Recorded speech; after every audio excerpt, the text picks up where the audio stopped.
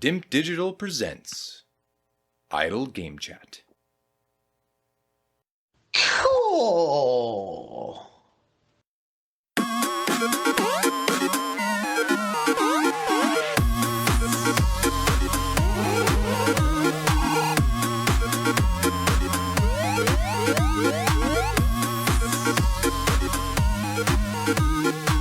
So Logan, we know the undisputed best way to start a podcast is with delay news.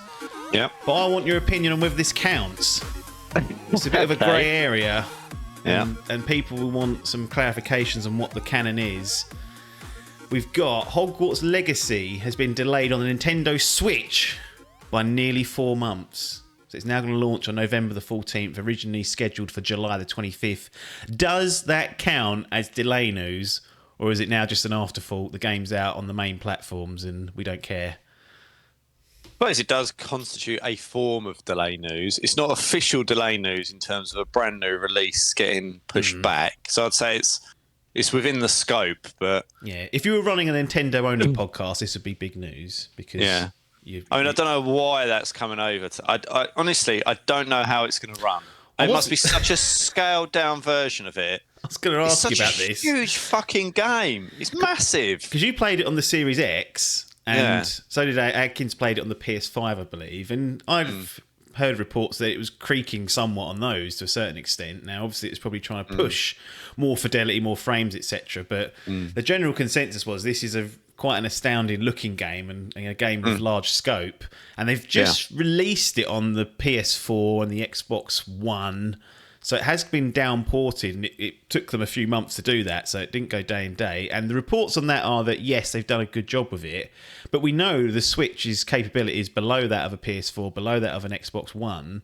It's obviously a handheld device that allows console kind of play through the dock. How are they going to manage this? I mean, at least they're giving it the time, which suggests to me they're actually doing it, trying to do it properly. Whereas if that was just chucked out, like some of the ports we've had on the Switch, then you know they're not trying. But I feel like they're at least giving it every chance possible by giving it as many months as possible. I mean, it's going to be, 10 months since it came out on the Series X and PS5. And they've already yet to push it back once since July. Clearly looked at that and gone, not up to snuff. But is it any surprise? No, I don't think so. I mean, I always wonder, I don't think sheer size in of itself probably makes difference. I mean, no, I think you can look at Tears of the Kingdom and say that's not the case because that's got sheer size and it's it's fine for running on that handheld. Yeah. So they must just be literally scaling down graphically pretty much everything, draw distance, like you name it. It's probably all that kind of crap. So I mean, it's hardly unsurprising. I don't think there'll be. I wonder what the demand is. I say the demand. I wonder what the take up would be to make it. How do you balance off that? Is it worth the ag? Yeah, I mean, there's I wonder how many people would play it. There's 100 odd million Switches out there, so there's more Switches than there are PS4s now. But the data we don't have is how many of those Switches are only the Nintendo Switch in the household. And where what's the crossover between people that either have a PS4 an Xbox One or a PS5 or a Series X or even a PC where they just use the Switch for the exclusive stuff like a Zelda that comes out, and we don't have much access to that data. I feel like there's a decent proportion, especially in the younger audience or people who perhaps don't play games, like a parent who doesn't really play video games but bought a console for a youngster. You'd probably go for the Switch because you just all those IPs there just fit so nicely in with someone who's in the younger age of the audience. So that those sort of households may get a bit of take up, and it's Harry Potter and whatnot. And I don't know whether a youngster would get on well with the complexities of this game, but yeah, it's not that hard. I mean, it can get a bit tricky, but like mechanically, it's not. There's not a whole raft of complexity in it, but I know what you mean. It's not like as straightforward as perhaps not like some other games. Is it? Yeah. I mean, look, purely from a gaming perspective, making everything accessible on as many platforms as possible is welcome. But yeah, I just wonder I'd be intrigued to see the version that I played versus the version that someone might play on the Switch. Like, they must be two, in some ways, vastly different looking games. They've got to be. Yeah, I mean, Occam's razor suggests that, and we've seen other big ports come down, like The Witcher 3. You can play on the Switch, and it's fine. Like for the Switch, to run around in a handheld. It's fine. It's pared back a lot, but it runs. It's not horribly buggy. It's not like a complete disaster. So they seem to they can be done, but it takes time. It's one of those things where I think if you're expecting a day and date third party release of scale and fidelity to come on the Switch, it's not going to happen. But I've argued this about the PC space with what Sony have done. It's like, okay, we haven't got the resources, or we don't want to do it day and date, but when we do the port, we are going to try and make sure it's a good port for that platform. Now, they fucked it up with The Last of Us Part 1. They really blew that, so that theory is starting to look a bit thin. But I think generally they've done a decent job with the likes of God of War and whatever else they've released on there. And to me, that's the right way to do it. You just focus on your core platforms of what you're targeting. So in this case, it was PS5 and Xbox Series X and PC. Didn't even bother with PS4 and Xbox One on release. You get that out the door, you make sure that's as good as possible, and then you're like, right, we've got these other platforms, let's now focus a team or two working on those, and then hopefully, over time, the people that are on those platforms get the best version that you can get for their console or their handheld. You got to say, they did pretty well with Hogwarts. Like, it would have been easy for them to. I mean, you look what's happened with Redfall and a new developer doing something they're not used to doing. Yeah. And it just becomes an absolute shit show versus Harry Potter, where the game itself has got the depth and what everyone expected. Like, a lot of pressure. Tons. On that. Tons of pressure. People were waiting to rip it down because of the controversy surrounding Rowling as well. Yeah. Like, any excuse would have been teacup. Any excuse, and it would have been ripped to shreds. But they've done a decent enough job. So because they focused on the priorities and then went, right, we'll do this iteratively. We'll get the primary, secondary, and then we'll work on whatever we want to after. And it'd have been easy for them to want to take on everything at once and try and do everything, but they've seemed to have, arguably 90%, if not more, just delivered on everything. Tip my hat to them, I think. Well, you think about how difficult it must be to launch on so many different platforms at once. All the bug testing, all the specific intricacies of those. The more and more optimization for each different one. Yeah. It's just that we've seen it time and time again, and it seems like these days the PC side of things has been really neglected for big AAA games. They've just been hung out to dry, like Star Wars Jedi Survivor, just not great on all platforms, but particularly poor on PC. It's just like, well, would they have been better off delaying a PC version and getting it right first time? Because that mud of it being crap on PC will stick. It's just a bit of a... Games do evolve, though. I mean, we've seen with No Man's Sky, if that can come back from the brink of absolute disgrace, then and now seemingly has some goodwill, it can be done. It's not like it was back in the day where they ship the disc, you go down to fucking Woolworths and buy it, you take it home. If it's broken, it's broken. There's no other way through it. I think there's I think it's like Metroid Other M. That was a game that released on, what would that have been on, maybe GameCube? Anyway, whatever platform it released on, and it had like a game-breaking bug in it that would corrupt people's saves. Nintendo actually offered a service where you send in the physical, item back. They will fix the save and then send it back to you. And that was the only way to do it back then. I think we do have a bit of like revisionism. Like, everyone always looks back on history largely with fondness, and I think everyone goes, this never used to happen. Like, the fact that they can just now chuck out games and then basically issue patches, it's like, that's a good thing. Games used to be fucking hard. You could barely ever save them, and if there was something fundamentally wrong, that was it. You had to just deal with it. Nowadays, there's a community, there's feedback, there's Twitter, there's... Also, you name it. You've got the visibility of these issues popping up almost at launch. Yeah. So if you're just a bit careful, you can avoid getting something that doesn't perhaps perform very well if you show a bit of patience and just do your research. Whereas before, what was you looking at? A fucking magazine that came out 3 weeks later, and even then you're just looking at screenshots. Like, there's so much more. No, I agree. So much more information out there. But anyway, Whether that constitutes a delay news, I think we're saying it doesn't, but interesting nonetheless. I wonder how many more will take this approach. I was very surprised they even tried to do this when they announced it. I think we had assumed it'll be one of those cloud tutters where they're just like, yeah, you can play that through cloud on the Switch, and that's how it'll be. But no, looking to do a native version. It said apparently coming November 14th, 2023. So be interesting to see how that pans out in terms of sales. Let's pause and do the intro. So this is Idle Game Chat, Dimp Digital's flagship video game podcast. We talk a little bit about the game industry. Normally end with some level of impressions on a game that you can play today, or sometimes some hardware impressions. And we'll look to continue that cadence going forward. It's a grassroots and independent podcast. Independent endeavour, as some people like to say. Patreon.com/Dimp Digital is the place to go if you want to support that. My name's Apps. I'll be hosting you. And alongside the FGL Grand Prix winner, Logan. So he's here again. Almost a permanent slot now, other than holidays and whatnot.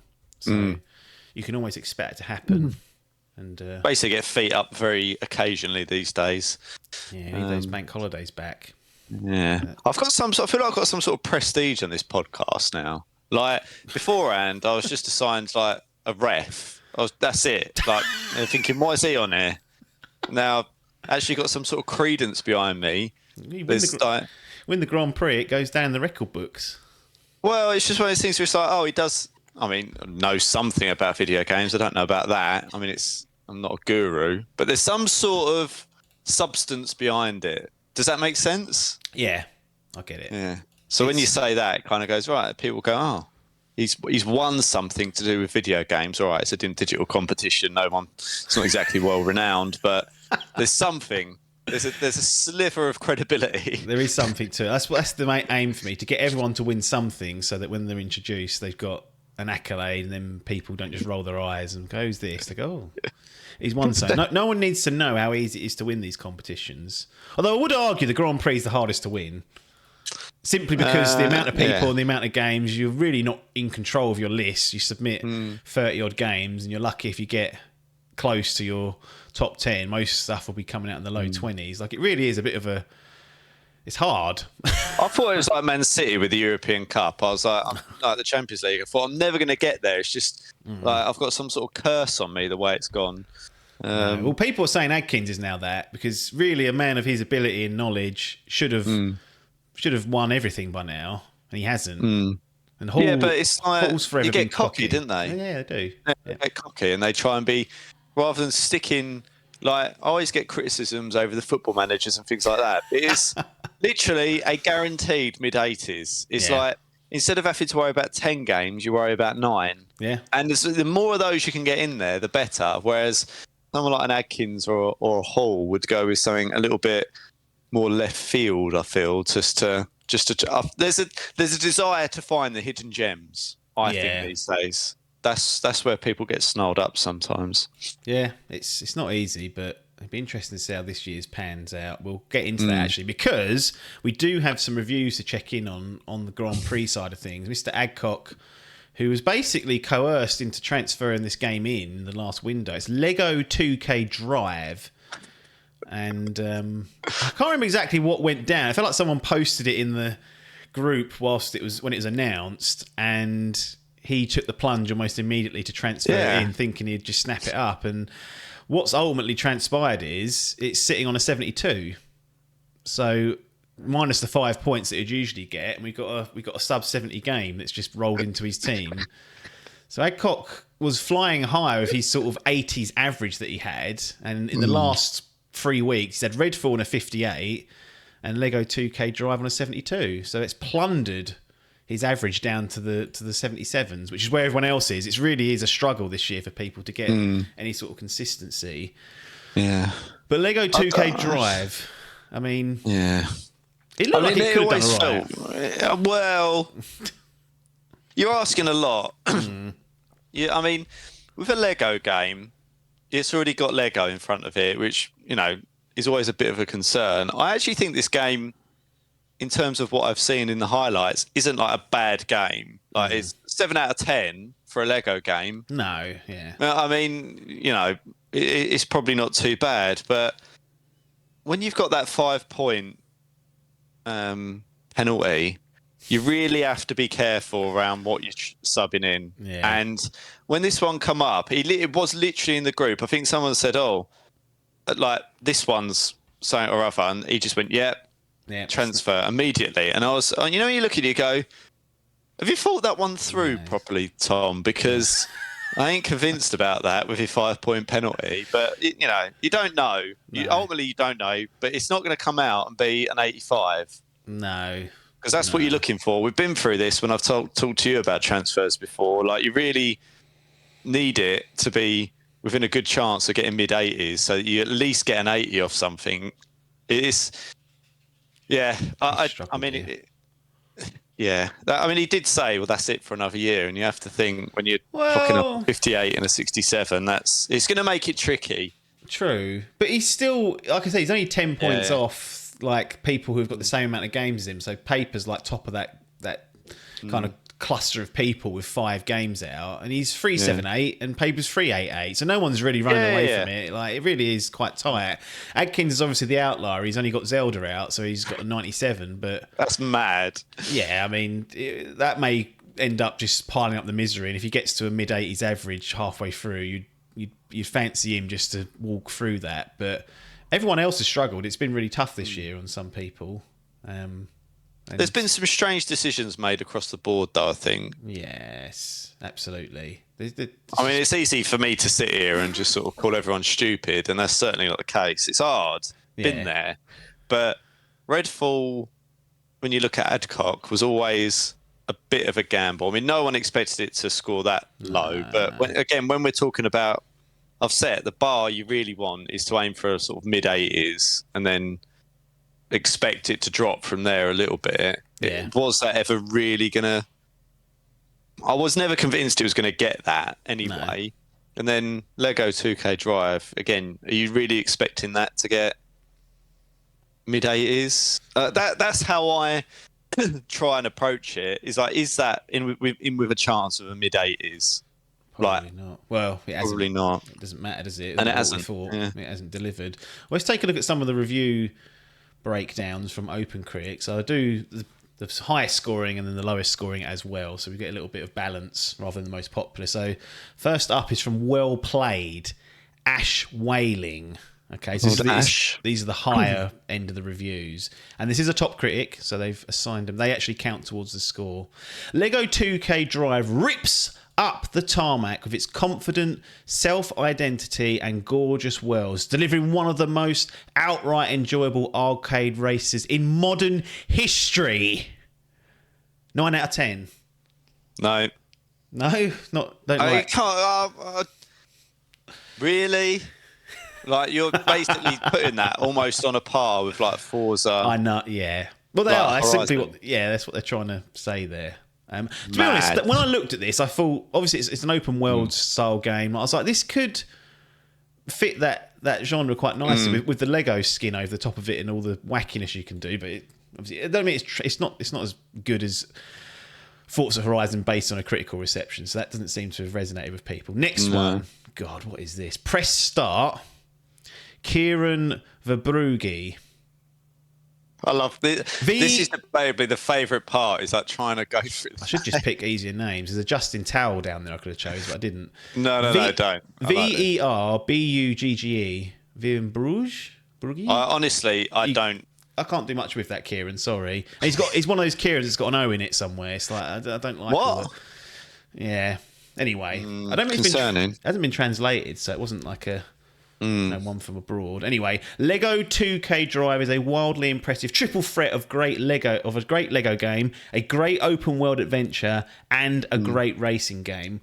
Whether you want to challenge your friends in slick and exciting head-to-head races, tackle a hefty single-player campaign stuffed with varied and plentiful content, or just spend hours building your own Lego vehicle brick by the brick, you're absolutely covered here. A couple of issues aside, this is easily the best multi-platform arcade racer around. So they've qualified it there by not getting snarled up in How many is there? No, it's not. That's what I would say. If you're putting it in that category, then I'm struggling to think of any almost noteworthy. So it's almost out there on its own. It's a struggle, yeah. Interesting. 8.5 though, so he's loving it. Oh my God. Yes. So we're on to the bad stuff. Here we go.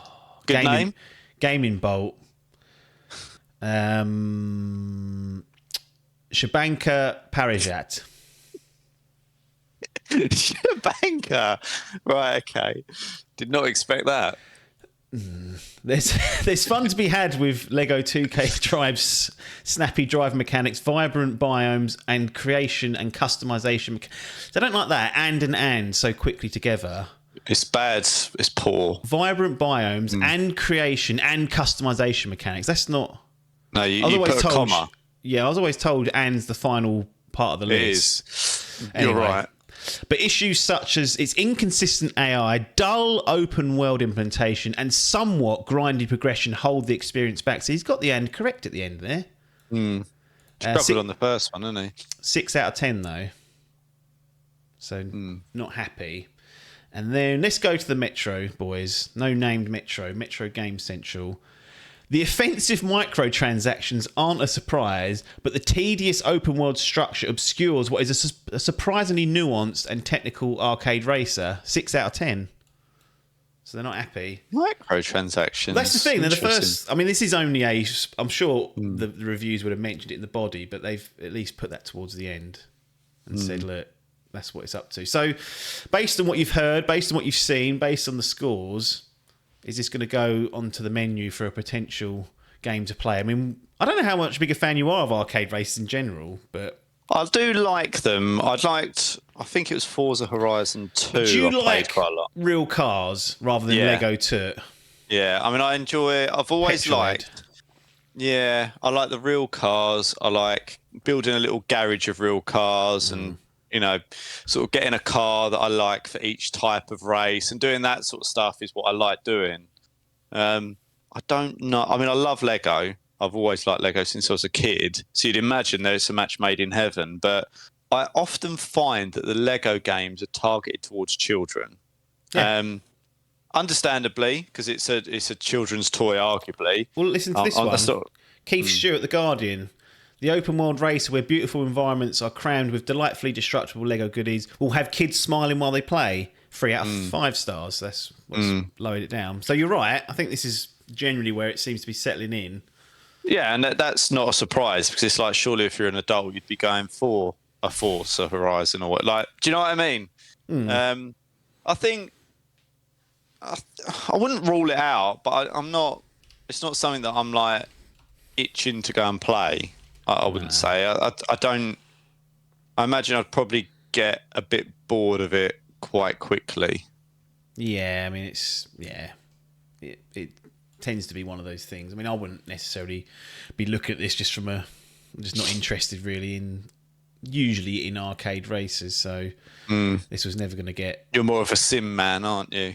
Yeah, well, Simcade, I think they call it. An outright sim is just too hard. Like you can't do it on a controller. Like it's whatever, but.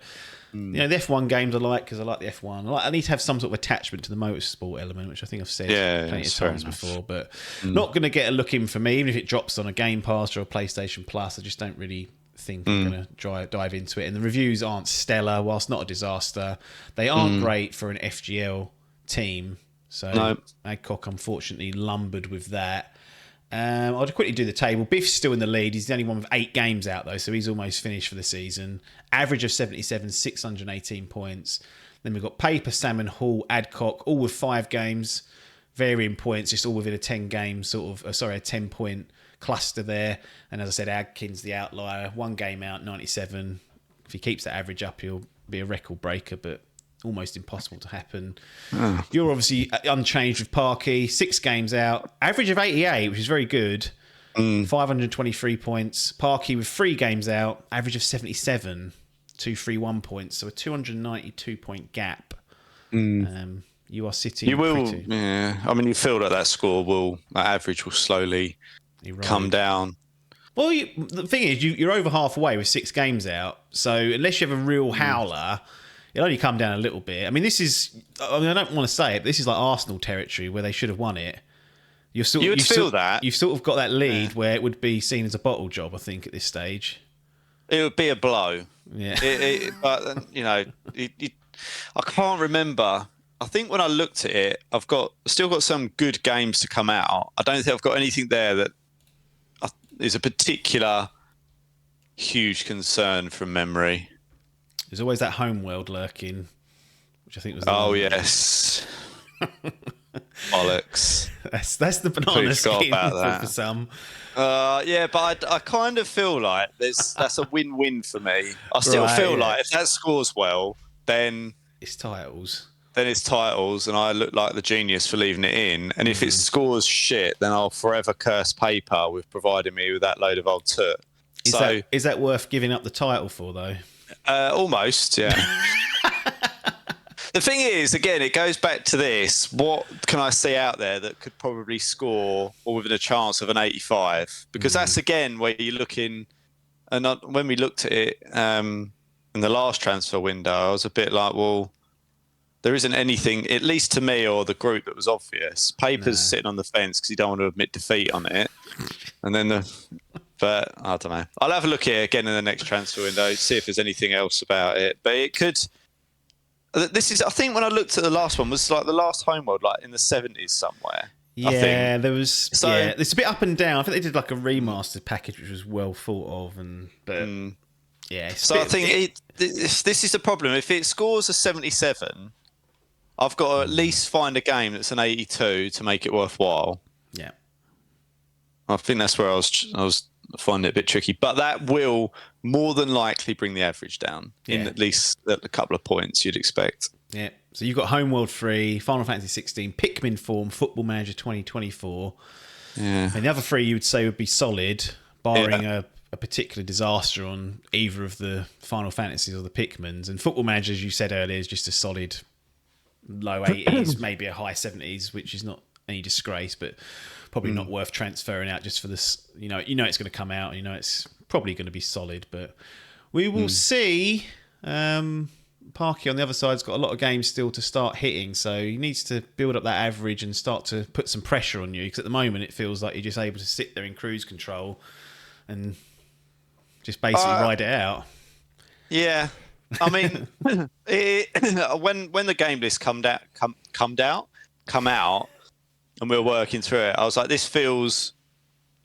I think the ones that I was worried about, I was a bit worried about Jedi Survivor, and I think I was also a bit. I managed to transfer out the other game, Suicide Squad. So I kind of got rid of I've got the two that were kind of concerning me. Homeworld really is the last one, but other than that, I feel like I had a really strong selection of games. And when you looked at Parky's list, you probably felt like they could have scored highly, but you felt like they were teetering perhaps on the other side of it. So. Yeah, I think overall it's gone well so far, is what I'd say. But as we always know, with a Logan effort, I'm quite capable of snatching defeat from the jaws of victory. Faltering at the line. I mean, Parky has got some powerhouses like Starfield, providing they get that right. Baldur's Gate 3. I mean, he's got Final Fantasy VII Rebirth in there, which will have to be transferred out. I don't think that's coming this year. Diablo 4, that'll probably do really well. Spider-Man 2, that'll do really well. Yeah. Hollow Knight Silk Song, if it comes out, will do pretty well. And then Forza Motorsport, which is a bit of an unknown, but usually solid. So it's not it's not over. It's just that he's sort of sitting there with only 3 games, and he's got a 71 from Destiny, which has hampered his progress somewhat. But I think it'll get interesting once we get the likes of Diablo and Spider-Man and Starfield out. Those sort of 3 will start to set the tone a little bit, and we'll see. I still don't know about Starfield. I think everyone's caught up in hopium a little bit and just expecting that that's going to be unbelievable. Yeah. I hope it is, but I'm not. Purely from a gaming perspective, an FGL perspective, or Grand Prix perspective, I don't want it to be. But from an overall gaming and Xbox delivery perspective, I want it to be really well received. But I haven't. I'm not sure. Is that going to be like a 90s? Well, Perhaps not. I mean, the confidence just isn't there now. I mean, this is the trouble. It's well earned, unfortunately, from their perspective. When the big AAA 70 UK pound games come along, they've faltered. So too right, people are concerned about it. But don't know, not too far, because we're going to see a little bit in a couple of weeks from their showcase. That'll be have its own little bit there. That'll be good to get some more information, and then September will come around quickly, which I think's the release month, and we'll soon be finding out about a lot of this. Speaking of reviews and review scores, now, obviously, Tears of the Kingdom lurking on the 97 still, so it's held that for a week, which we speculated could go down because the number of reviews were not in the hundreds like they were for the other games, but it's still sitting on a 97, holding strong.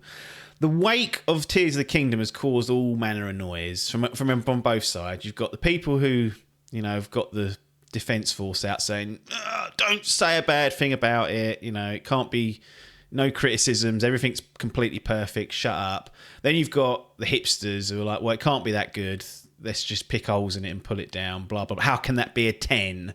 How can that be a perfect score? And that's what I wanted to frame this topic around. Review scores. And look, we cast aside the FGL, which is built upon review scores, but do we need them? Are they a hassle? Because when you say something is a 10 out of 10, are you not alluding to the fact that it's kind of perfect? It's the top scoring element. Whereas if you just came up with another way to articulate it's a really good, great game, like Special, would that get rid of some of the noise and the squabbling and the crying about it being too high? Because as soon as you say 10 out of 10, they say, well, look, those frames drop when you activate that fucking power or whatever it might be. What's your view on these review scores? Because I know you don't like the five-star system. That's been criticised roundly by you and consistently throughout the years. But do we need scores at all? Could we get away with a more nuanced system, like like a platinum, silver, bronze type? I don't know.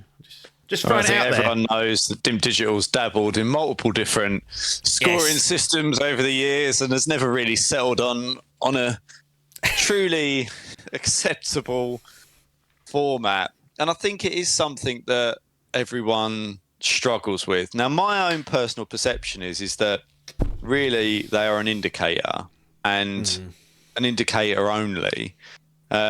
Largely, so using Football Manager, do I even care about a review score for that? No. Like, I know. Do you know what I mean, though? But if it came out and it was a 60, would you not think, hang on, what's happened here? Is there like some catastrophic technical issues with it? Like, yeah. So I think, arguably, if it dropped massively, I'd want to understand what they've done and why. But I think it's okay to give something a 10. Like, it doesn't have to be. I wouldn't expect something to be perfect to get a 10. I'd expect it to be pretty damn near it. But it's in my view, it would be a scale of how much have you enjoyed this. It's like a comparative and a relative scale. So there's no set criteria of what is a 10. It's all subjective anyway. Yeah. And I would say, from my perspective, if someone said to me, God of War, Ragnarok, I would go, that's a 10. Like, from my own perspective, because, it's not perfect, but it's about as close to that as you're going to get in a complete game. Graphics, story, narrative, pretty much everything has got it all. Yeah. So I think I look at it from that perspective. I think it's fine to grade things on a scale of 1 to 10. I think it's fine to give things a 1.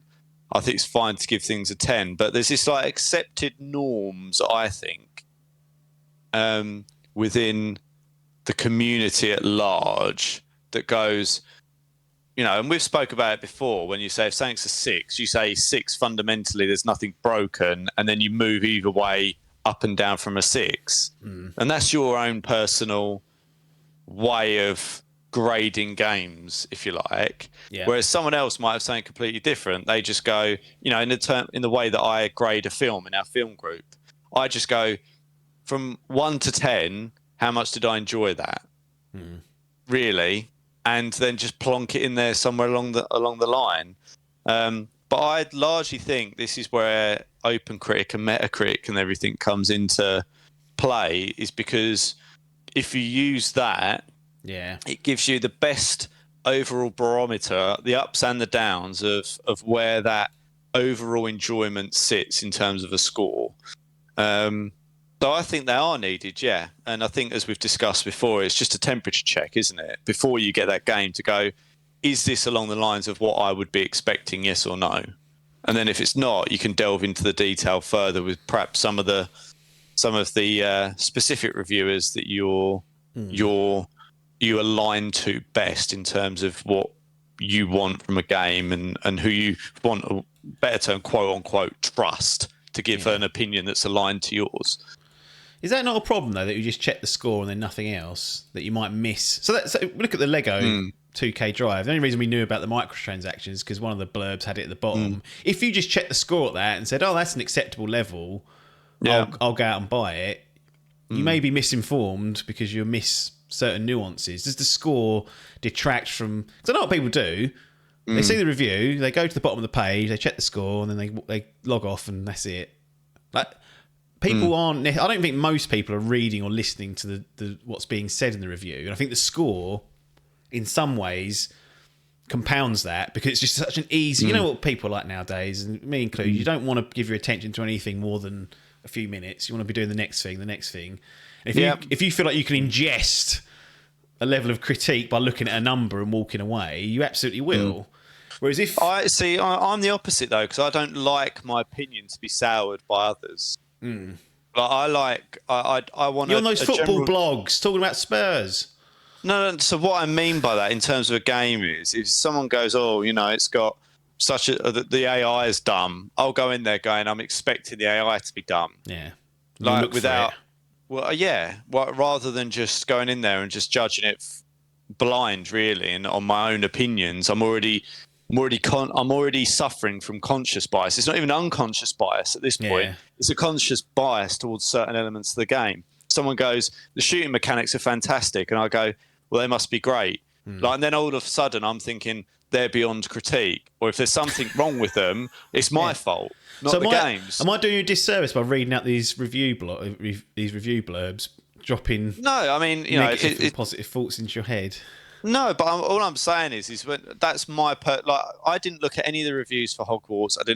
I don't look really at any of the reviews for games before I buy them at all. Beyond what we do on this podcast, I know the scores. I know how they're scoring, and it will affect my opinion. Like Redfall, for example, was something that you and I were both going sniffometer potential, maybe. Yeah. Score comes out, no. So I think. It's got a place in terms of determining what's on the menu, but ultimately, if the things I want to play come out and score well, I would still want to play them. I don't want my overall experience to be sullied by some bias from a review. Does that make sense? Yeah, it absolutely does. What about if we used, rather than a out of 10 or out of 5, whatever, we went for because OpenCritic does have this metric in it. It's like critics recommended. Yeah. And basically, some of the published articles put forward here's what the score is, and we'd recommend it. Like they share that with OpenCritic and they ingest that. Would that be more or less useful than here's your score out of 100, which you can never get aggregate. You're never going to get 100 out of 100 game on OpenCritic. No. It's simply impossible. It's not impossible, but implausible. Very, very, you've got to live in a world of reality, and I don't think that reality exists in this timeline that we're in. But would a critics recommend, which is at 99%, be of use to you, either more or less? Because that kind of gets rid of the arbitrary numbers, gets rid of all the weird scaling with out of 5 and out of 10. A 3 out of 5 gets to 60, which is a bit of a weird way of doing it, because that really pulls down the aggregate score. And you look at something like Lego 2K Drive, just for some comparison, 38% recommend that. So it's in the lower end of what would be acceptable. Could that be a useful metric? Or is that just an added sort of benefit? Or is that something you wouldn't rely on? You'd always check the scores? Well, I don't really care whether they recommend it or not. I think the score tells whether it's worth playing or not. I think something, 5 and 6, 58, 60 something. So pretty much just not Redfall, 14% recommended. Yeah. I mean, but I've already made that decision for myself. Yeah. Do you know what I mean? I don't understand what additional. I mean, I see that it goes strong score and all that, and I've seen that. But overall, I think if something is middling, I might want to understand why. But overall, I'd probably have already got that perspective from all the articles that we read and the discussion. Like, I don't. Yeah. From my perspective, I've already largely made a decision about what I'm going to play and what I'm not. There might be some things that crop up, using Hi-Fi Rush as an example, something that might crop up onto games with gold or these little gems that come out of nowhere. They led you up the garden path of Hi-Fi Rush 89. Yeah, I mean, that was overhyped in my view. It got a little bit too ahead of itself. But I think, for the first sort of third and half of that game, I was enjoying it. And fundamentally, it's not a bad game. I just felt like it run out of steam. But I think it's basically what I'm looking for is this largely what I'm expecting? If the answer is yes, then fine. What I'm really looking for are the anomalies. So the unexpected games that are good and worth playing, i.e. a Hi-Fi Rush style game, or something that I was really excited for that's absolutely flopped, i.e. a Redfall. They're the extremes that I'm looking for, really, which is what the scores flush out. And anything that lands in between that, even if a Football Manager got a 75, do you know what I mean? Like, I'm not going to be sitting here going, "Ooh, why is it 8 points below?" I just go, "Fine, it's within that acceptable range. I'll play it." Like, I don't need to delve too much into the detail, and I'll make my own mind up.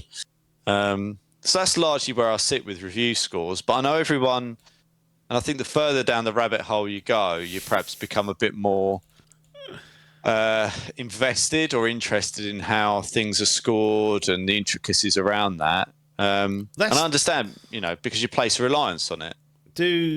Are people taking these things too seriously then? Because I've said many times they're a useful tool, as you put it, as a barometer check, and you said it flushes out the anomalies, stuff that's like Humanity's come to PlayStation Plus Extra. I had my eye on it, like one eye. It's scoring like an 85, and I'm like, that sounds like it could be pretty good, like this new version of Lemmings, basically. Like, when that menu's getting divvied up to go to the next phase, that'll be lurking somewhere in a list. So I've always said it's a useful tool, and similar to you, it flushes out the anomalies. But what the conversation just seems to Tears of the Kingdom, rather than people speaking about the game, they just want to speak about the score, whether it's right or wrong. I don't know why though. Well, that's I find it bizarre that people go, "Oh, it's not a 10." Well, to someone it is. I have to admit, I do that to wind people. Like, you've heard me crap on Elden Ring and Tears of the Kingdom. Like, give it little jabs. Like, it's fine. But genuinely, I don't care. It's it is what it is at the end of the day, and it's as long as it's not like blind faith or like blind bias, where you just go, "Look, like, this is fucking broken. Why is that getting that?" Like, I think there's well, that doesn't, and that's hard to do, I think, because there's so many reviewers that input into the score. So even if a handful of them decide to take the Nintendo bump or whatever they call it, you think over time, eventually, enough people who input to these scores wouldn't all be in that same boat. And I think generally, it's borne out. Anything above a 90 is probably really good. In the 80s, good. 70s are still good. It's when it gets below the 70s you kind of look and think, the critical mass of games of like stuff that I'm interested in generally scores 80 or above, and that's not because I target them, that's just generally how it is. So anything that's below that has to be considered, and that's the sort of tooling I use. And it's I think they're very useful for that temperature check. Like, is there something in that game that is fundamentally better, if you like, than I was expecting, in which case it brings it up the menu, doesn't it? Yeah. And is there something in there or a set of things, as like a Redfall, where it's just fundamentally not very good and not what was expected, where it just falls down and off the menu? And I think that's what you're looking to do, is you're looking to go, because when you look at a list of games and you when they present the showcases and everything, you go, you sort of go, I'll pencil that in, for want of a better term, keep an eye on it, put it on the sniffometer, and then things fall up and down the sniffometer to the point where they go above other things and drop off. And I think that's what the reviews do, is that it backs up some of that earlier views that you had on the game, and impressions and discussions and showcases to legitimize that view where you go, right, okay, that's pen, that's I'll put that in pen now. I think that's what you're really looking for from them, is just that overall, has the community received this as expected? I always go back to the Callisto Protocol, which is a 67. Adkins and I think Adcock, who's played it, really enjoyed it. But a 67 really is not up to snuff, usually. Like, that's not really something that Was that what you scored at? Yes. On what basis?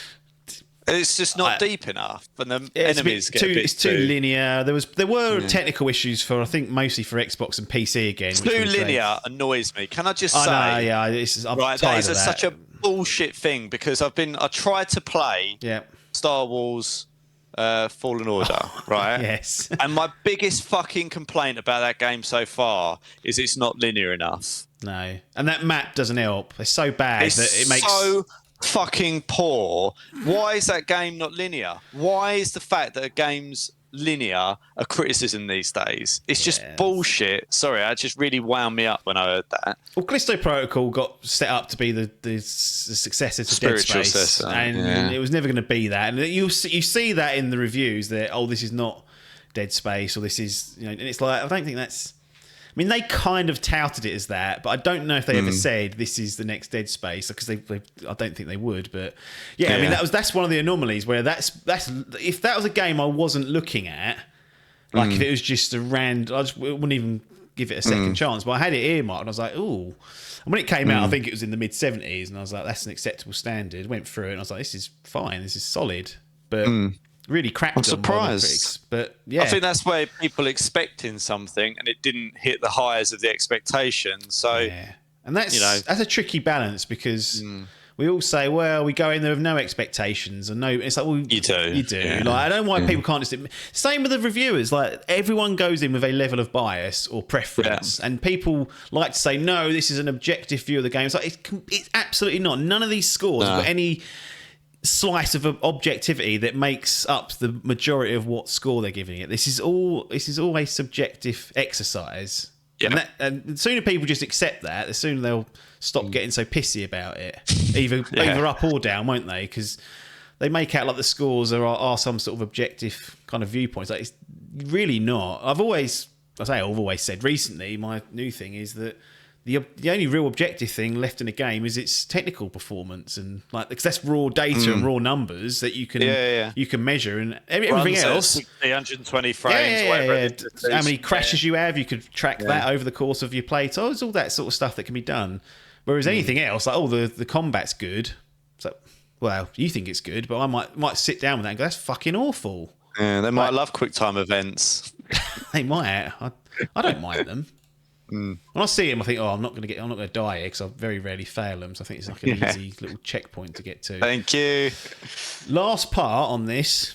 I said, we mentioned it earlier. We've got the different scoring methods. Do people just need to agree to use out of 10? Because I think why don't you like this 5-star system? Because, as we've already alluded to, they go 3 out of 5. You go, well, that's 6 out of 10. But that's because out of 10s. My point on the out of 10 is: do we need 10 scores, and do we need decimals of each digit? No. So do we need 100 points to play with? No. No. You need, I say, you need 5. I don't even. But who's really using the full scale to any level of acceptable degrees? So the reason, let me back this up. Go on. Right. So the Metacritic scores are out of 100. Right. Yes. Right. So if you do something out of 10, it lends to an out of 100 score. Right. But that is an arbitrary framework that's been set up. I'm saying, why can't OpenCritic, why can't Metacritic go, right, out of 10 is not right, let's do it more out of a star system or a 5 out of 5 system. What's the obsession with 110? Because that's an arbitrary number. Right. So the way that I would see it is, you do the 5-star system and there's no half stars, because it's bullshit. If we're doing half stars, do 3.5 the 10 stars. No, do the out of 10 system then. So you can't have both. Okay. You should either agree that things can be 5, 4, 3 stars. Like 3 stars becomes kind of like the acceptable like barometer. Below 3 stars, you got 2 and 1. It's unacceptable. But I just think you just got that extra little bit of nuance in an out of 10 system. Like I think it gives you a bit more detail. Like something that's a 7 out. Like in the 5-star system, it's 4 stars or 3 stars. Yeah. Like you'll see that a lot. In the out of 10, you've got a 7. Like, and roughly it's in the middle. It's not at the bottom. It's not at the top. Like you've just got a little bit more nuance in an out of 10 system that I like.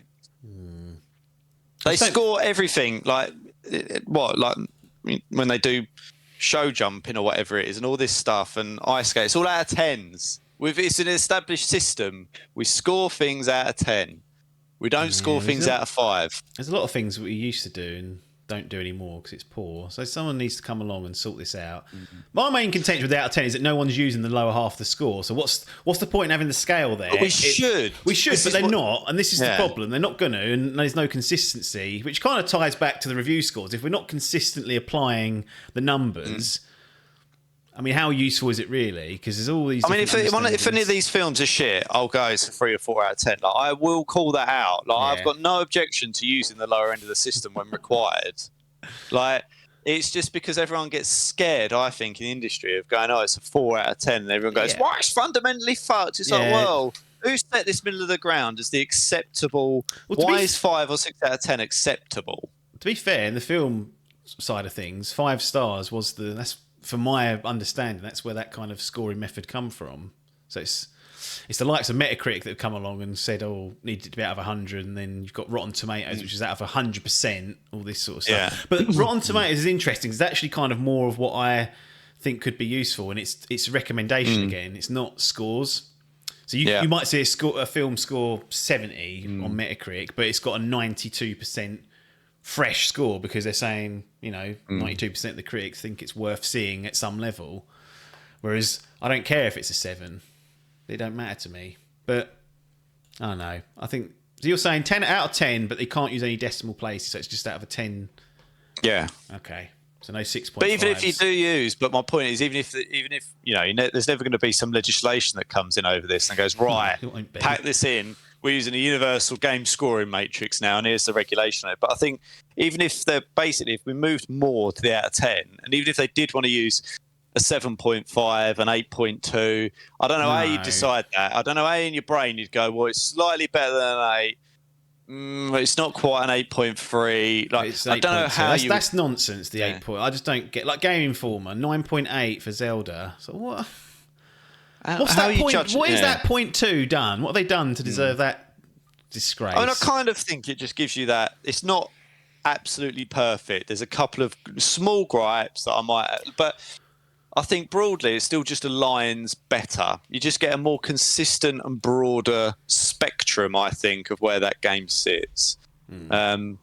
So that's just my personal view on it. And I do agree there is validity in would you recommend this to me or not. So if you said to me, I want to play so and so, what do you think? I wouldn't give you a fucking review about it and go 7 out of 10, pick the bones out of it. Yeah. Basically, you'd want me to go, is this worth playing or not? Yeah. Spider-Man, that's worth playing. For some reason you sandbagged that. Yeah, I don't know, that's unfortunate. Got Spider-Man 2 coming up. Get caught up like you did with God of War. Yeah, I mean, there is an argument that I should do that, really. That's sloppy. That's but sometimes you just have to draw the line. I might not. I mean, I wanted to get up to speed with Jedi Fallen Order, but I just don't think that's going to happen, to be honest, based on what I've played. If it's not resonating, it might have to go to the bins, and then Spider-Man would be a good replacement, in my view. Yeah. Nice I don't mind going back to stuff and going, right, I should play that. Like, it's not off the menu for me to do it. But yeah, sometimes doing old games and doing the newer ones as well is sometimes a bit of a tricky balance. Spider-Man doesn't feel that old. Spider-Man feels it's pretty not. Modern, Even that one. But the problem is, I feel like I'd have to start that again now. What, Spider-Man? Yeah. Did you start it? Did you? Yeah. Oh. I think I got about 15 hours through it. Bloody that was hell. on the PS4. Yeah, well, get that PS5 version. Get those glorious 60 FPS. Then get Miles Morales done. Nice little short one. Get geared up for Spider-Man 2 late this year. That's my recommendation. Mate, it's a consideration. It's a consideration, that's for sure. Considering Fallen Order's falling off the plate. Well, happens, doesn't it? Which is unfortunate. It has to happen. Anyway, enough about review scores. It's nonsense. Platinum, gold, silver, bronze is where it's at. And you haven't got to get snarled up in these numbers. Wow. You know where it goes. Platinum doesn't mean perfect, but it means it's fucking good. And that's all you need to know. Yeah. Anything outside of that, don't bother with. I only play the plats. Anything outside of the bronze, gold, silver. There'd be a short list if it's only the plats. Or the way fucking Adcock goes through them, he seems to give a platinum for everything. So he's got to be reined in a little bit. But anything outside of a bronze bin, and then everything else, worth a look if you like what we say. And then you don't get caught up on the scores. Yeah, no, it's a valid point. We can give Tears of the Kingdom a platinum and God of War, and you don't have to worry about, why are they both 10s? Like, no, they're both in this little league. They're both in the top league. That's fine. You see, in my little head, just to clarify it, I go bronze 7, silver 8, I know people do this. Gold 9, platinum 10. That's not the intent. How I do it. That's not the intent. For me, I don't use that because I don't like. I know. Out of 10. I know you don't, which is why I then deliberately go about translating it for you. Get me out of here. Right. What we got? Immortality and Telling Lies. That was something that I reviewed a little while back. So that's going to be the closeout session. I think you did the interviewing. Yeah, I was just thinking about that. Yeah. So that was a while ago, that one. Yeah. I'm going to chuck that in there for people to see. So Telling Lies and Immortality, both interesting games, if nothing else. Anyway, if you made it this far, we appreciate your time. Logan and I are just going to transition out. But we will see you on the other side.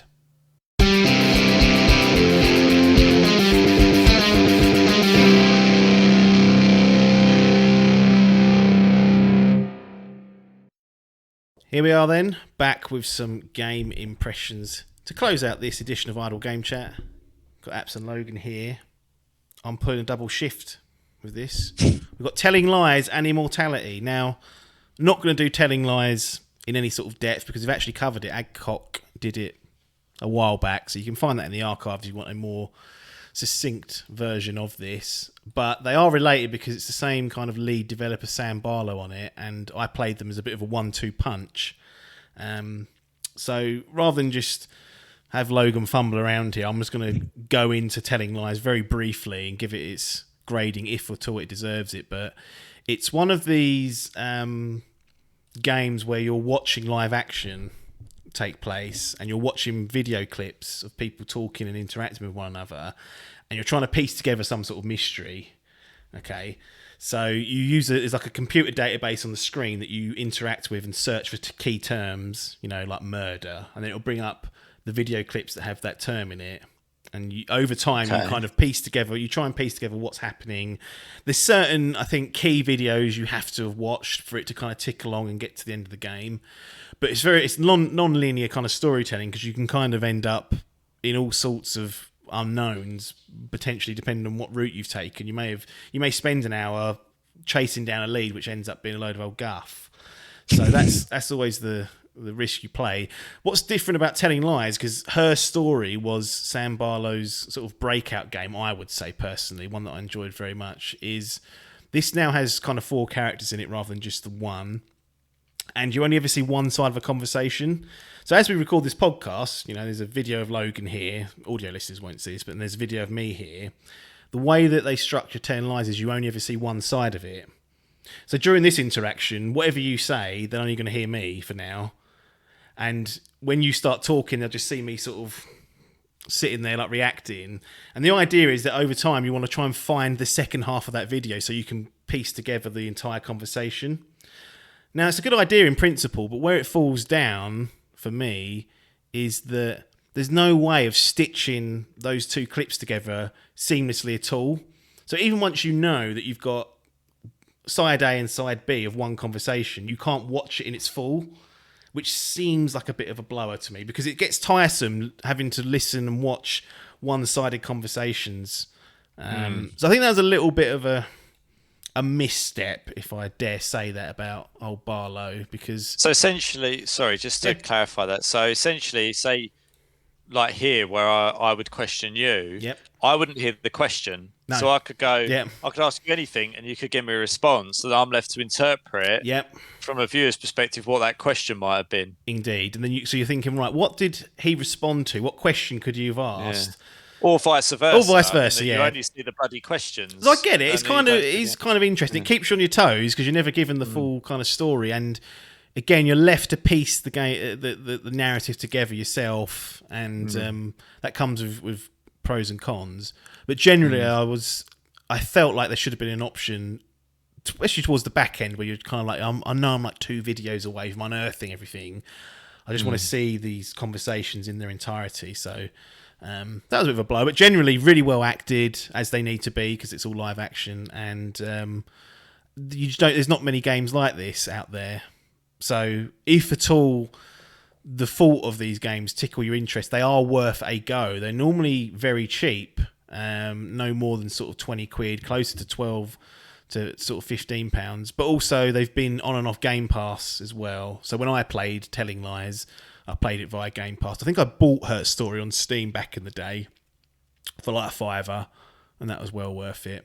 But overall, Telling Lies is another sort of good entry into these live action mystery games, and I would chuck it into the bronze category of the gallery. So that's where that one's going to go. And like I said, if you want more in-depth conversations and scenarios, Adcock and I did talk about this a little while back, so just search in the podcast app or on YouTube, as it would have been in the description somewhere or another. Now, the meat and potatoes of this session is actually to talk through Immortality, which is, again, Sam Barlow, under the guise of a studio called Half Mermaid Productions. This is a similar thing, live action, acted, no rendered models roaring around, nothing to control necessarily, but it's a little bit of a twist. Whereas Her Story and Telling Lies, where you've got a database to interact with, you search for terms, find the video. This gives you a kind of like a cutting board almost, and in order to get, it'll show you one clip to start with. And you think, well, what am I doing there? There's nowhere to type in, a word or a phrase. So, but rather than type in a word or a phrase, they ask you to do what they call match cutting. I don't know if this even exists. This might even be a load of old nonsense, this technique. I don't know. But essentially, you click on items in the scene. So again, it's live action. This is all real people, real props and whatnot. Click on someone's face. Seemingly, it will randomly take you to a clip with that person in it. So then you think, oh, there's a cigarette box there. Click on that. That'll take you to another clip. Gun, click on that. Window, click on... So over time, you kind of have to build out all the different clips that this game has to offer, and again, piece together what's going on. Now, I'm going to start with the store description, just to set a little bit of a tone, okay? Marissa Marcel would have been a star. She made 3 movies, but none of them ever released. And Marissa Marcel disappeared. Explore 3 lost films. Ambrosio from 1968. Minsky from 1970. 2 of Everything from 1999. Match cut your path through the footage and solve the mystery. What happened to Marissa Marcel? Immortality is the new interactive trilogy from Sam Barlow, creator of Her Story and Telling Lies. So you've got a load of footage essentially to discover from 3 films. Now, the films are a mixture of, them doing the shoot. So it's actually the film playing out as though they were directing it and it's being acted. So you'll hear like action and the actors do the scene and then it'll say cut. So you might just get a scene like that. But they also blend in behind the scenes footage. There's clearly on one of them they're doing a documentary. And it's showing like footage from that. They show footage from kind of like screen testing. So where they're going to location shoots to kind of see whether this is an appropriate apartment to use, or doing chemistry tests between actors and actresses, etc. So there's a hell of a lot to try and uncover. And your only way to navigate through this is using the kind of items that are on the screen or in the shot, basically, and trying to find new little threads to pull on and whatnot. And there's kind of three things at play here. There's the plot of the movie, which you kind of don't understand until you've watched enough of it. There is the dynamic of the character of the actors outside of their characters, so how they interact with they're doing a job at the end of the day, how they interact outside of the when they're on set. And then there's what I call the rabbit hole, which is like this other overarching kind of narrative that's at play as well. And this game is fucking weird at times. It's unsettling. It's not necessarily scary, but there's a few times where I had the hair on the back of my neck prickled up, and I was a bit like, oh, this is really... I was not expecting this at all when I sat down to play it, and it really did catch me off guard. I don't know how much else I can really say, to be honest, without giving away things, but I will do my best to navigate any questions you've got. It's clearly when we talked about telling lies, that's a unique game in itself, but this just takes everything to a new level, and there's some really fascinating things in there. The acting again is super sublime. You think about they kind of got to put on three hats. They've got to act in the film, while the footage is run. They've got to act outside of the film as though they're these real people, and then there's this other stuff going on beyond all that. It's it's really got a lot of elements to it, despite sounding on the face of it quite the mundane kind of exercise. But it's anything but it does come with its own issues. Anyway, the waffle's been stopped. I don't even know if you can even process what's occurred. I'm trying to. Firstly, match cutting is a thing. Oh, okay, okay. Great. It's essentially a cut from one shot to another, where the composition of the two shots are matched by the action of the subject and subject matter. So it's basically more than often than not, by the looks of it, used in film editing, where they're transitioning through several shots to make it as one scene. Yeah. So I presume when they're referring to match cutting, they mean it's the way that they transition from one clip to another. Yeah, and that's what happens. You'll click on whatever, which is doing, I guess, the match, and it will cut to a new clip, within this hidden reel of footage that's lurking.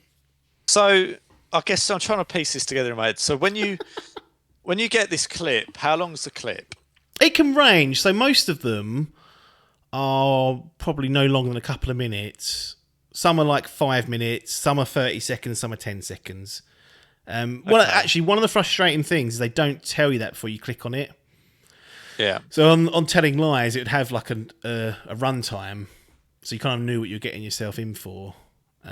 So not having that was a little bit of a blow, but it depends. Sometimes it's just literally... And there's loads of red herrings in. There's loads of footage in here that clearly doesn't serve any purpose to any of the story. Like, it will just be them putting a mug down, and it's part of the film. And it's just like, oh, okay. Like, so there's a lot of that in there as well to sift through, but they do vary quite a lot. Okay, so do you watch the clip and then it kind of stops, and then you've got the option to click on things? I presume you don't just go halfway through and go, I want to click on that, and then it stops that clip and moves to another one. No, you can do that. You can pause it any time.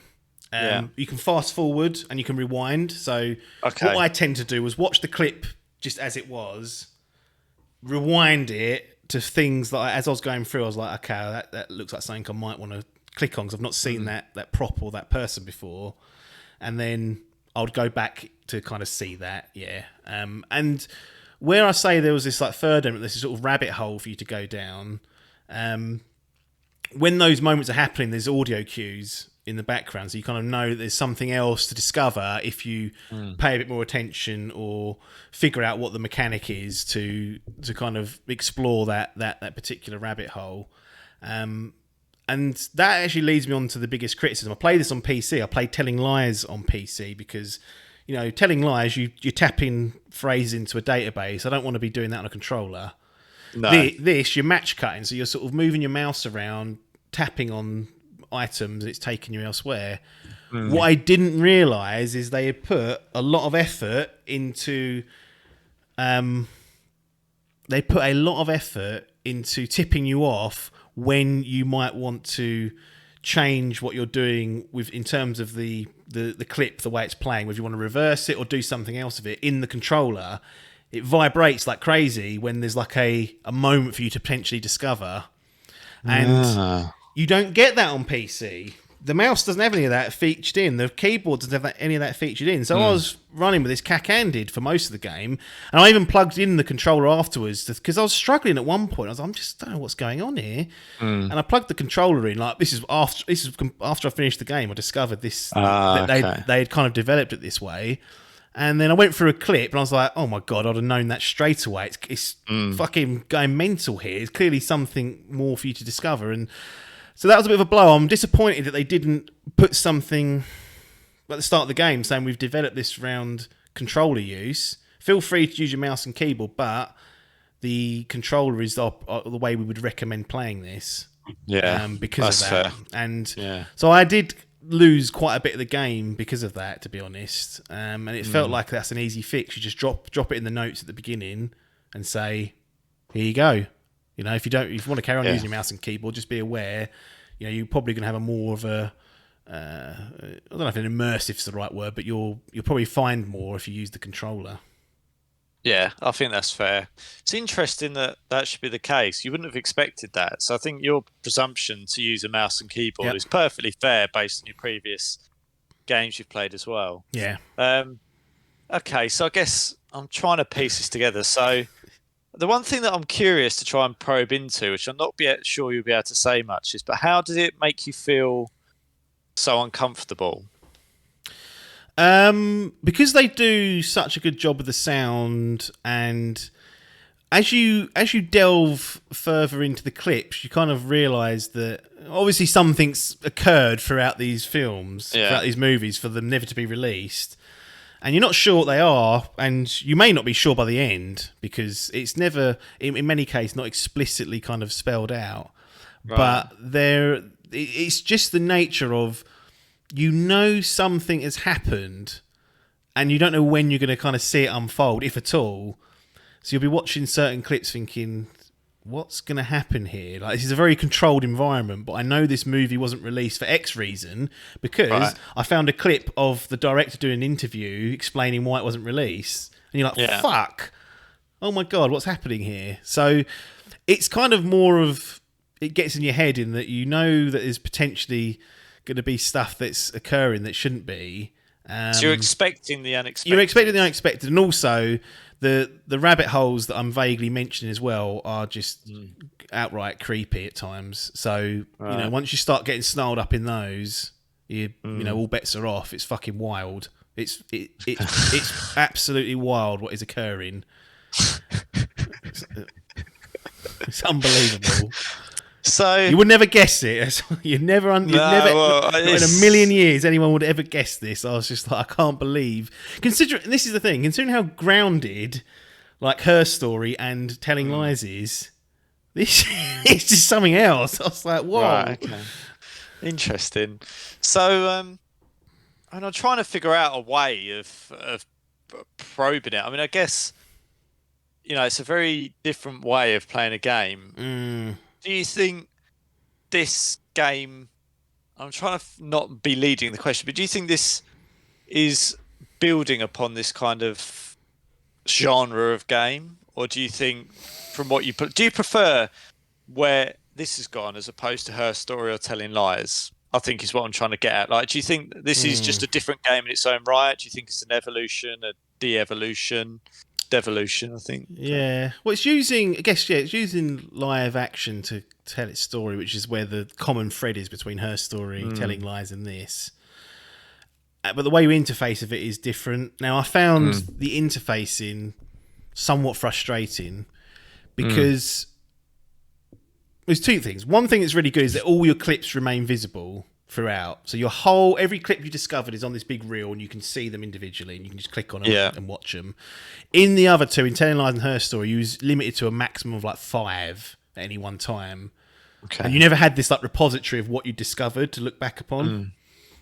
So that's the good point. Now, where it gets a little bit of I find an issue is this whole issue of match cutting, seemingly random where you're going to be taken.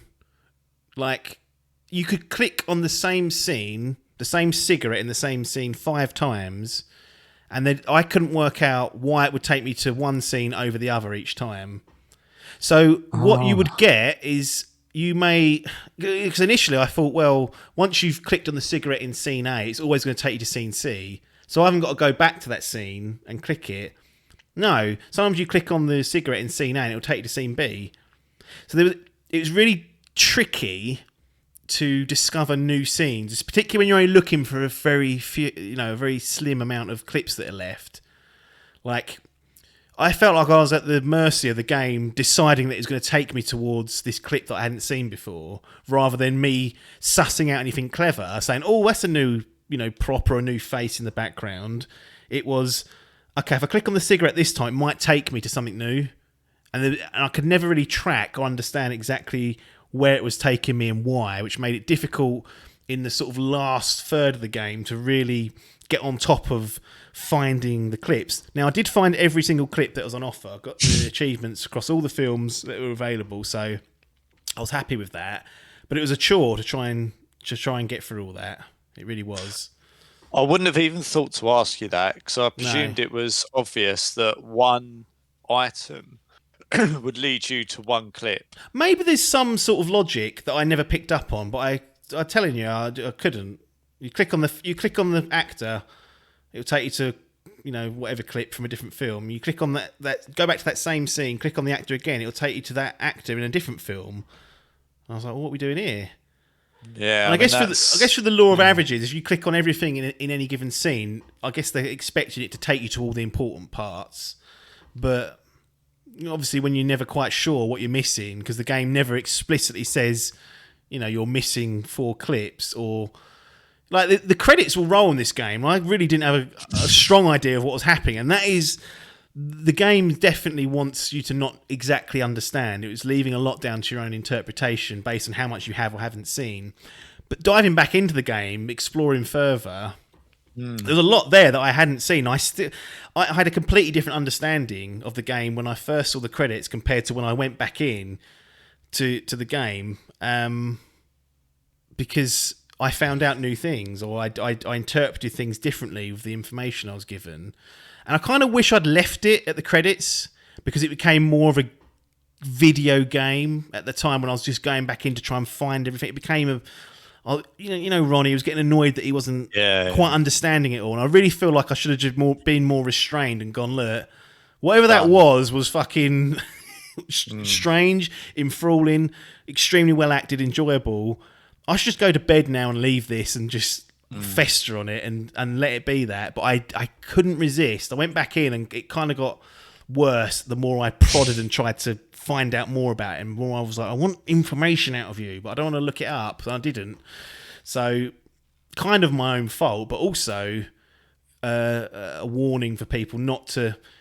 If you want to understand everything clear as day, why things are happening, what's happened, this ain't the game for you. It ain't going to give you that. You're going to be sitting there left thumb up arse thinking, I'm not quite sure what that was. I think I know what it was. But man, that's an experience that you just don't get with many games either. So it's a double-edged sword. All this non-linear storytelling is a double-edged sword, because you could jump into this game and have the worst experience. Click on all the wrong items, go to all the boring stuff, and then think, oh, what apps? What are you talking about? And someone else could click on it and get all the good clips. Like they might click on the glass instead of the cigarette, and it'll take them down a different road. And I do appreciate the amount of work that goes into these games, because they must be so hard to develop and put together. But they do come at a cost for most people, I feel like most people would sit and play this and think, what is going on here? And I'm not even sure I understand. They just chuck credits in my face. So it's one of those things. I think the more you try and... Some games, the more you put into it, the more you get out of it. I felt like the more I put into it, the harder it became, and therefore I was receiving less from it. Is that because the storyboard isn't? It doesn't. Every element of it doesn't have I'd say an ending, but an answer, or it doesn't tie off all the loose ends as you'd like it to. Like, rather than it being something that's you can tie all the pieces up to, it goes, well, there's a little bit going on up here that gave you something, but like everything's a bit more chaotic than you just being able to tie off all the loose ends. Chaotic is the word. I think everything is probably there, but you need to have made sure you've gone a layer deeper or a third layer deeper in certain clips to have really understood what's happening. And I was because of the lack of feedback on the mouse and keyboard, I was kind of missing some of those layers. It wasn't until I kind of discovered that I went back in and was like, oh, I can go an extra layer here if I play my cards right.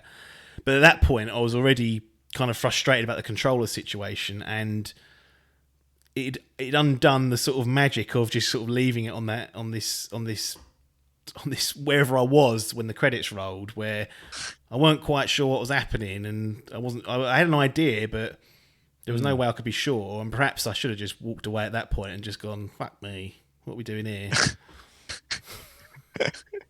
So, I mean, is there anything pertinent that you think that you would want to add? Because it's a really challenging one to, I guess, probe to ask the right questions on. I guess I'll kind of leave it to your judgment if there's anything else, good or bad, that we haven't discussed that you think's noteworthy. I don't think so. I think I'll say as much as I kind of want to without. There's no point me going deeper. It's for people to go off and discover how the game kind of functions. That is a great kind of moment when you start to figure out exactly how everything's kind of working, and then you go off on your own little journey. I think what's great about these games is that everyone will have a different journey, and given what I know, I think people will come to far different conclusions depending on when you stopped, how much further you delved into it, all that sort of stuff. I think that's interesting to put a game out like that where you don't have this sort of one note narrative that's going on. There's all sorts for people to discover. The only other thing, and this is just purely not related to the game, but the Xbox PC app was fucking garbage throughout this. Diabolical. If I played the game, stopped for like I don't know, an hour, went to lunch or whatever, tried to play later, there was just a random chance that the game wouldn't boot up, just some random error.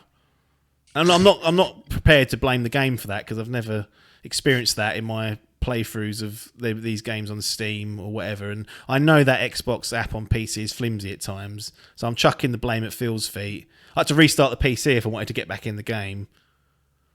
So Game Pass, yes, handy, because there was no cash being outlaid, but just beware if you're on that bloody app, because it's not to be trusted. I think it's been updated since I've played it, actually gone in, they've improved it, but still, I just don't find, this is other games as well, I just find it a little bit dodge. I don't know what it is, I don't trust that Xbox app, but it's a necessity when I'm playing games on PC for Game Pass, so kind of have to just suffer with it. Suck it up. Yeah. But I won't ding the game for that at all, because that's fair enough. I think I'm going to chuck the blame at Phil's feet, even if that's not correct. Another problem at Phil's door. So I'm giving you away games and you're chucking blame at my feet. Like, well, first world problems, mate. Yeah, if you're going to cause me problems, I'll put them at your feet. Irrespective of everything else that's going on. Okay, then. So let's move on to the final part, shall we? So it's the usual drive, as we now know, it's in the electric car to pull up outside. Although apparently they're adding tax to those soon, so I'll be bidding that if they're doing that. 2025, yes. Okay, so that little perk's gone now, pretty much. That's one way to drive adoption, isn't it? Well, obviously losing some money, aren't they? And they're going, well, not that fast. I want that quick adoption. Yeah. So yeah, we'll pull up outside the gallery. Are we going in? We're going in, yeah. I think Excellent. It'd be silly not to go in. Yep, cool. So we'll go down to Apps's exhibition, where there's all your great and not so great games, but still good. Where are we going to put Immortality? I'm going to chuck Immortality in the... I'm going to bless it with a silver. Interesting. It definitely had potential to make it as a gold, but wow. One that the controller situation is not signposted is 101. It's like, come on. Yeah. But even without that, it is just a bit too much at times. Chaotic is the word that as I remember playing through it, I was thinking this is bonkers, and that is kind of one of the appeals of the game. But also, it trying to fight the match cut was a blow. And as I said, if I had stopped, I think earlier, it would have been sitting there on a goal. But where I was match cutting more than the average match cutter, I was starting to get frustrated. Like, what am I missing here? There's clearly pieces that are missing, and all this context that's missing, and that was exacerbated by the controller, kind of feedback not being there to help you during those moments, and then also just that the match cutting to me seemed a bit random, and that there was no logic behind it that I could suss out and go, right, I need to be doing it in this way because the maths will tell me it will lead somewhere else. So like clicking on the cigarette 5 times, and you're like, well, we've gone to 5 different clips. Then I'll click on the cigarette 5 more times, and you go to 2 clips. It just cycled it, and I'm like, what's going on here? What's really happening? So yeah, I don't know if there's a way of fixing that, but outside of that though, everything else is really good. It's certainly an interesting and unique game, if nothing else. Those that have enjoyed the past games, I think, will find something here. Unless you are really, I don't know, obsessed with typing in words into databases, and that's like the main draw for you. But I feel like the non-linear storytelling here is better than perhaps the others. It's like I said, it's wild. It's rambunctious. There's all sorts occurring. There's a lot more happening for you to try and figure out, and there's many, many, many, many different layers to it. But I think that creates a much more sort of richer experience to run through, go through all the clips, and there's a lot more to discover. And your mileage will kind of vary, I guess, as to how far you want to go with going down the rabbit holes and whatnot. But just be warned, the match cutting can make it problematic if you want to get everything that's possibly on offer there. So a nice silver, certainly a unique game. I'm interested to see what they do next, because this really felt like, I don't know how they top that in terms of the themes and what's occurring. I really don't. Like, it's just completely beyond anything that I thought they were capable of. So eyes certainly on Sam Barlow and the I think it's Undead Mermaid crew. It's something to keep an eye on, but a nice silver. Yeah, I'm almost going to have to go away and do some digging on this game, because it just sounds bizarre. I would say it's on Game Pass. Just boot it up on there one night, play for 2-3 hours, and just see what you get. And then be done with it. Yeah. And maybe not. Maybe you'll be like, I need to carry on playing this. Yeah, I don't know. I think the one thing that I don't like things that are unsettling. But it's not like Scrabblers and all this sort of stuff. It's just uneasy at times.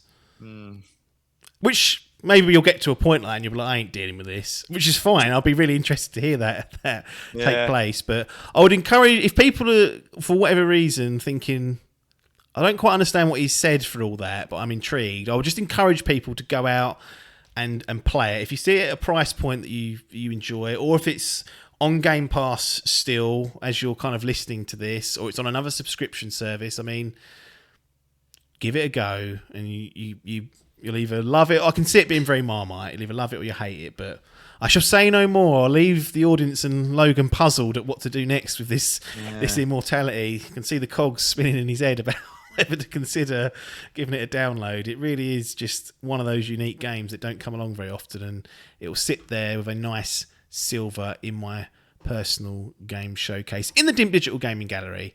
But that's it for this edition of Idle Game Chat. We'll be back on the next edition to hopefully break down a video game that we've been playing and probably touch upon the latest goings on. But nothing more for us to say here other than thanks for your time and ta-da.